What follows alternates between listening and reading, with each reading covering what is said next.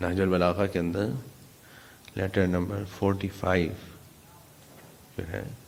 وہ ظاہری اعتبار سے، اور ظاہر ہے یہ بات بھی ضروری ہے کہ عرض کر دوں، ظاہری اعتبار سے امام حسن علیہ السلام سے مولا امیر المومنین علیہ السلام کی وصیت ہے، لیکن دراصل وہ ہم سب سے وصیت ہے۔ امام حسن علیہ السلام معصوم ہیں، انہیں ان نصیحتوں کی ضرورت نہیں ہے، لیکن چونکہ شریعت پیغمبر کے اندر وصیت کرنا واجب ہے، حضور فرماتے ہیں وہ شخص مجھ سے نہیں ہے جس کے 3 دن گزر جائیں اور اس کے تکیے کے نیچے اس کی وصیت نہ ہو، چونکہ شریعت کے اندر وصیت کرنا واجب ہے، لہذا امیر المومنین علیہ السلام نے امام حسن علیہ السلام کے نام یہ وصیت کی، وگرنہ یہ ہے ہمارے اور آپ کے لیے نصیحت کہ مجھے اپنی زندگی کو کیسا بنانا چاہیے، کس انداز میں اس زندگی کو ہونا چاہیے، کیا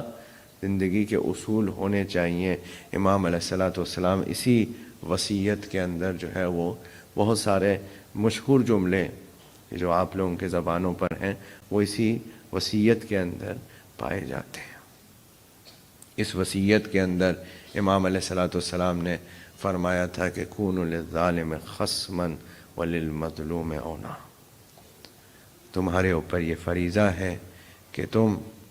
دونوں کی مدد کرو، ظالم کی یہ مدد کرو کہ اس کے ظلم کو روکا جائے، یہ ظالم کی مدد ہے،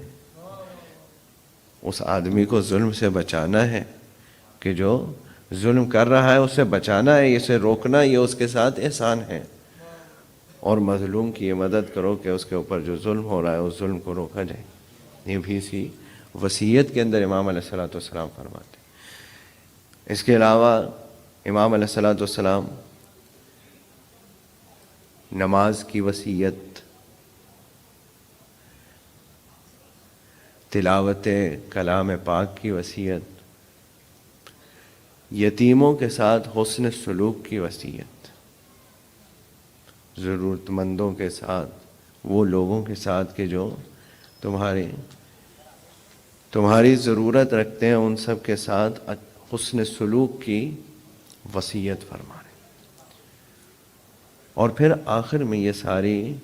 وصیتیں بیان کرنے کے بعد میں یہ بات بیان کر کے آخر میں، جو کہ ظاہری اعتبار سے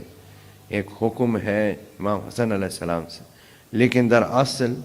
ایک اصول کی طرف نشاندہی ہے۔ کیا فرماتے ہیں؟ فرماتے ہیں کہ اگر تو میں زندہ رہا تو پھر میرا اختیار ہے کہ میں ابن ملجم کے ساتھ کیا کروں، لیکن اگر میں اس دنیا سے چلا گیا تو پھر تم بھی ایک ضربت لگانا،